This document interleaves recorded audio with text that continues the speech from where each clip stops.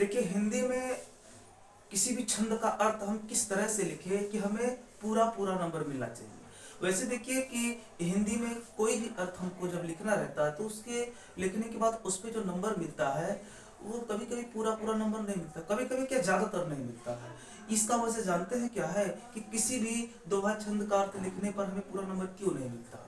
इसको हम इस वीडियो में बताएंगे और आपको कैसे लिखना है पेपर में कि हमको उस पर ज्यादा से ज्यादा नंबर यानी जितने नंबर का हो, अगर वो 6 नंबर का है तो पूरा का पूरा 6 नंबर हमें मिले।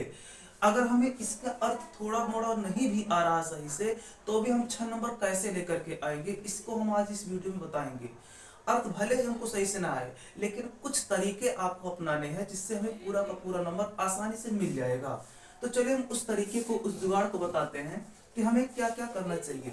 देखिए किसी भी छंद यानी किसी भी दोहा चौपाई का किसी का भी अर्थ अगर हमें लिखना हो तो सबसे पहला हमें लिखना चाहिए संदर्भ। सबसे पहले हमें संदर्भ लिखना चाहिए।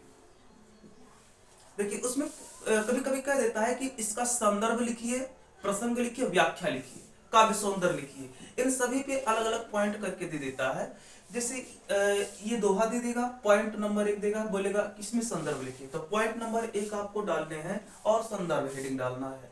और दूसरा पॉइंट दे देगा, उसमें कहेगा कि इसका प्रसंग लिखिए, तो हम पॉइंट 2 डालेंगे और इसमें इसका लिखेंगे प्रसंग। तीसरा पॉइंट दे देगा इसका अर्थ, चौथा पॉइंट काव्य सौंदर्य, ऐसे करके देता है उसमें। और या तो फिर ऐसे अन्य एक आध दो पॉइंट में प्रश्न भी कुछ यहाँ से पूछ लिया जाता है, तो होता क्या है कि उसको हम पढ़ते हैं और यहाँ पे प्रश्न का जवाब आसानी से दे देते हैं, उसमें कोई दिक्कत नहीं होती। लेकिन हम संदर्भ को कैसे लिखेंगे, देखिए हमें इसका अर्थ भले नहीं सही से आ रहा है लेकिन आपको संदर्भ और प्रसंग, ये दो बातें हैं, ये दो चीजें, दो हेडिंग बहुत अच्छे से लिखने हैं। देखिए संदर्भ कैसे लिखेंगे, संदर्भ लिखने का सही तरीका क्या है। हम लिखते हैं कि प्रस्तुत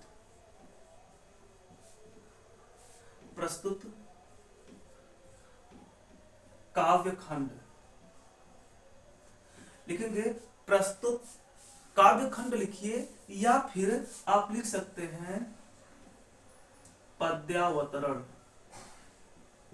आप लिख सकते हैं पद्यावतरण, लेकिन पद्यांश मत लिखिएगा क्योंकि आप हाई स्कूल में आ गए हैं। वो पद्यांश लिखा जाता है 6 से 8 तक की, हाई स्कूल में नहीं लिखा जाता, कक्षा 9 से लेकर के इंटर लेवल तक की ये सब नहीं लिखा जाता है। पद्यांश या तो पद्यावतरण लिखिए या तो पद्य खंड लिखिए, या फिर हम काव्य खंड भी लिख सकते हैं।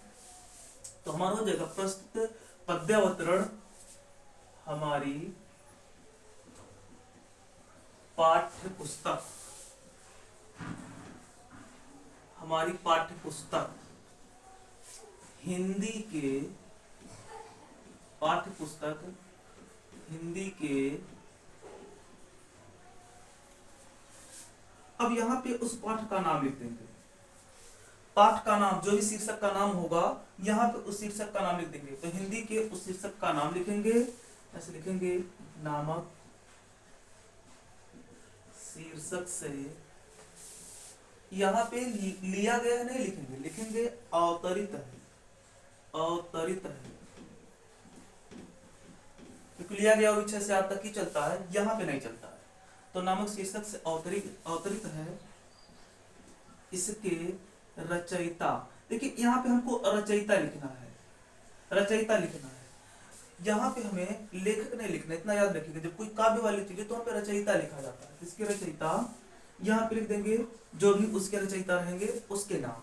तो फिर से देखिए, प्रस्तुत काव्य खंड या पद्यावतरण हमारी पाठ्य पुस्तक हिंदी के, यहाँ पे पाठ का नाम नामक शीर्षक से अवतरित है, इसके रचयिता, रचयिता का नाम यानी कवि का नाम यहाँ पे हमको लिख देना है। अगर ये आप अच्छे से लिखेंगे तो जो चेक करता है वो पहले इस शीर्षक को देखेगा, यानी कि इस संदर्भ को देखेगा, और अगर सही ढंग से संदर्भ लिखा गया है तो खुश हो जाएगा, उसको पता चल जाएगा कि हाँ बच्चे को ये चीज आ रहा है।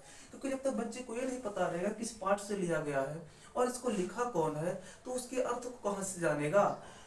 जो जिसे पता है कि इसका पाठ कौन पाठ से लिया गया, इसके लेखक या रचयिता कौन है, तो वो बच्चा अर्थ भी अच्छे से जानेगा। अब दूसरी बात आ जाती है हमारा प्रसंग। प्रसंग देखिए ये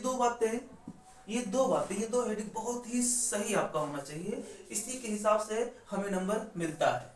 अब देखिए प्रसंग का मतलब क्या होता है, प्रसंग का मतलब होता है निचोड़, यानी कि इस दोहा के माध्यम से या जो भी यहाँ पे छंद लिखा गया हो उसके माध्यम से कवि क्या कहना चाहता है, इसकी जानकारी हमें प्रसंग में दी जाती है और इसको कम से कम शब्द में अधिक से अधिक बातों को हमें कहना होता है। तो कैसे कहते देखिए, जब लग यावन सदन में हरियावे की बात, पहले हम इसको एक बार अर्थ को बता देते हैं तभी आप प्रसंग इसका लिख पाएंगे। इसका अर्थ यह होगा कि तब लग यानी कि मतलब होता है तब तक, यावन सदन में यानी इस मन रूपी घर में, सदन का मतलब तब तक इस मन रूपी घर में हरियावे की बात, ईश्वर किस रास्ते से आएंगे, की बात यानी किस रास्ते से, तब तक इस मन रूपी घर में ईश्वर किस रास्ते से आएंगे। विकट जटे जब लग निकट, विकट माने होता है दृढ़ता से, जटे माने बंद हुआ, जब लग निपट, निपट माने पूरी तरह से, दृढ़ता से बंद हुआ जब तक पूरी तरह से, खोटे न कपट कपाट, एक कपट रूपी दरवाजा खुल नहीं जाता, यानी कि जब तक दृढ़ता से बंद हुआ कपट रूपी दरवाजा पूरी तरह खुल नहीं जाता, तब तक ईश्वर किस रास्ते से हमारे मन रूपी घर में आएंगे। ये इसका अर्थ रहा।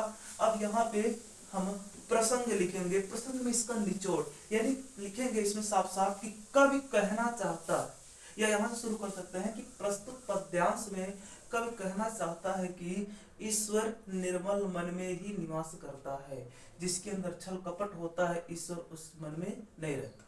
आप ऐसा भी लिख सकते हैं या आप दूसरे हिसाब से भी लिख सकते हैं, आप इस तरह से भी लिख सकते हैं, थोड़ा इसके अर्थ को मिला करके कि कवि कहता है कि जब तक मन रूपी घर का दरवाजा, कपट रूपी दरवाजा बंद है, ईश्वर किसी रास्ते से हमारे मन रूपी घर में नहीं आ सकता। आप इस तरह से भी इसका प्रसंग लिख सकते हैं, या फिर इसको पढ़ने से जो भी आपको समझ में आया हो उस बात को भी आप यहाँ पे लिख सकते हैं।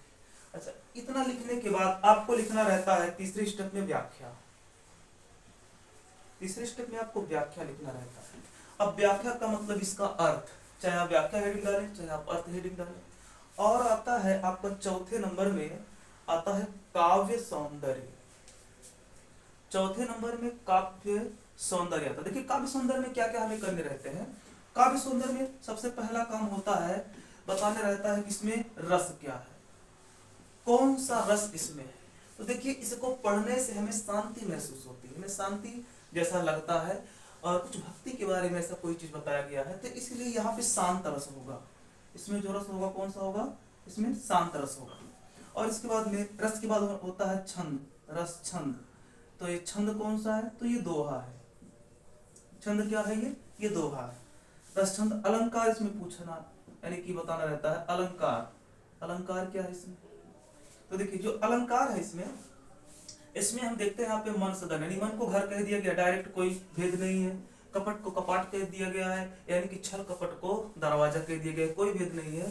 तो यहाँ पे रूपक अलंकार होगा, जहाँ पे डायरेक्टली उस बात को कह दी जाए, उसमें भेद ना रखा जाए, उसको कहते हैं रूपक अलंकार। तो इसमें अलंकार रूपक अलंकार है।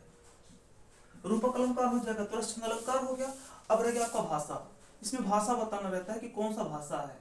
तो भाषा आपका है ब्रज भाषा, यहाँ पे ब्रज भाषा है, भाषा आपका है ब्रज भाषा। उसके बाद में इसमें एक आध दो पॉइंट आपको जो अच्छा लगा हो उसको पढ़ने से उस पॉइंट को लिखा जाता है। जैसे हमें ये अच्छा लगा कि राम निर्मल मन में ही निवास करते हैं, रहते हैं, तो ये पॉइंट अच्छा लगा, इसको हम उससे एक आध दो पॉइंट ऐसे नंबर डाल करके उसमें लिख सकते हैं।